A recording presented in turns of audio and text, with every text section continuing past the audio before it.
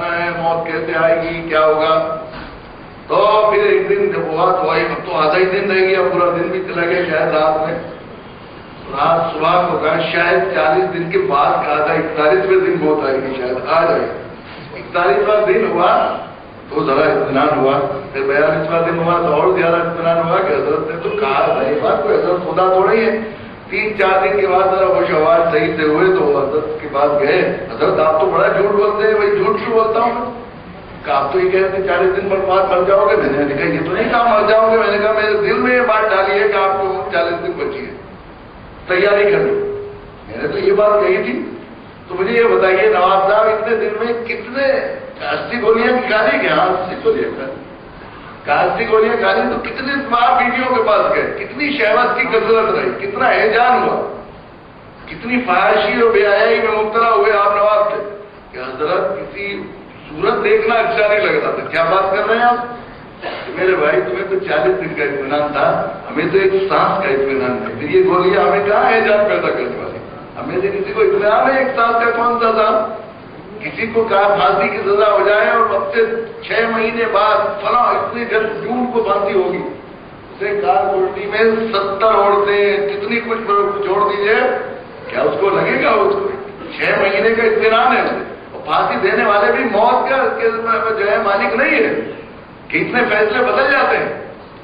تو یہ موت پہلا انتظام یہ کیا کہ موت کی یاد کی ترغیب تھی. موت کو موت ایسی حقیقت ہے کہ جو اللہ کو بھی نہیں مانتے ہو موت کو ماننا پڑتا ہے. یہ ایسی چیز ہے، موت کو بھول جانے کی وجہ سے آدمی گناہوں میں مبتلا ہوتا ہے.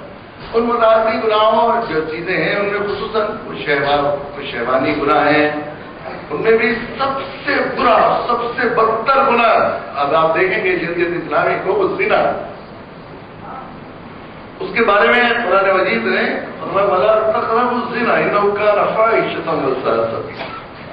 زنا کے قریب بھی مت جاؤ، پاس بھی نہ جاؤ. زنا مت کرو یہ نہیں کہا تھا، پہلے زنا تقربوا الزنا. تدائی زنا جو زنا کی طرح رغبت دلانے والی چیزیں ہیں ان سے بچ کر رہو. اسلام نے انتظام. اور چونکہ انسان کو ڈرپوک بھی بنایا ہے، اس لیے آخرت کا عذاب کیسا کیسا دردناک عذاب زنا کرنے والوں کے سلسلے میں قرآن میں حدیث میں بتایا گیا. اس کے علاوہ دنیا میں بھی اگر اسلامی مملکت اور اسلامی خلافت موجود ہے تو سخت ترین اور بدترین سزا قرار، تاکہ زنا کرنے والا پاؤں پہ کوئی ایسا ہو جائے کہ وہ جسم گرنے لگے اسے پاؤں کو کاٹ دینا چاہیے. اس لیے جو ہے غیر شادی شدہ کے زانی کے لیے یہ سزا متعین کی قانون نے اسلامی شریعت کے مطابق جو حدیں متعین کی.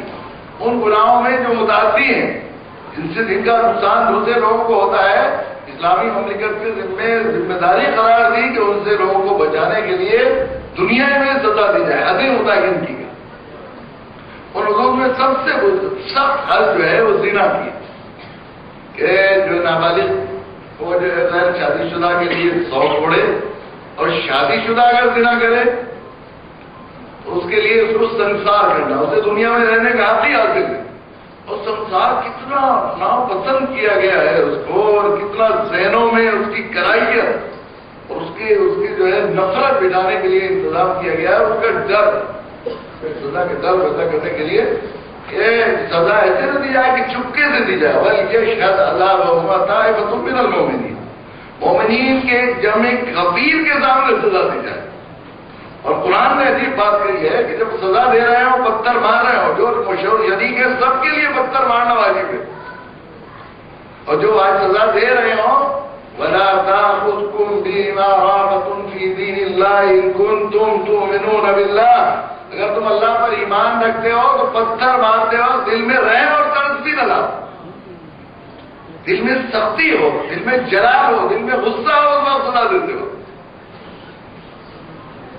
تاکہ یہ سزا دیکھ کر آئندہ ارادہ اور شک ذرا سا جو ہے فہم لانے والا بچ جائے زنا.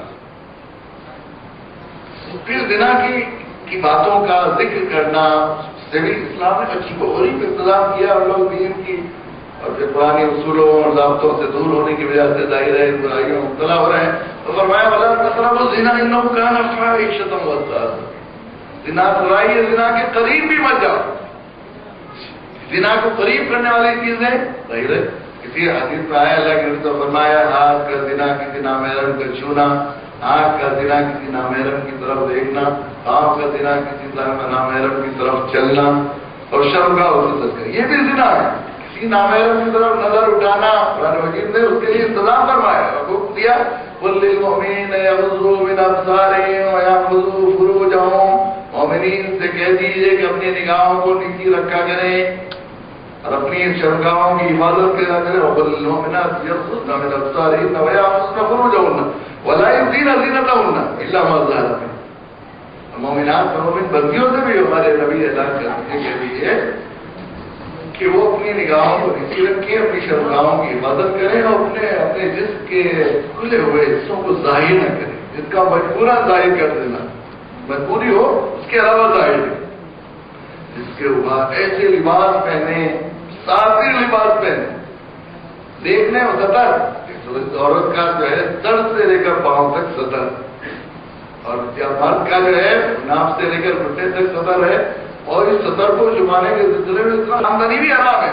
اس طرح سور حرام، شراب کھانا حرام، پینا حرام، یہ حرام ہے، اس طرح یہ بھی حرام ہے۔ اور عورتوں کے سر سے لے کر پاؤں، اور فرمایا سطر دیکھنے اور دکھانے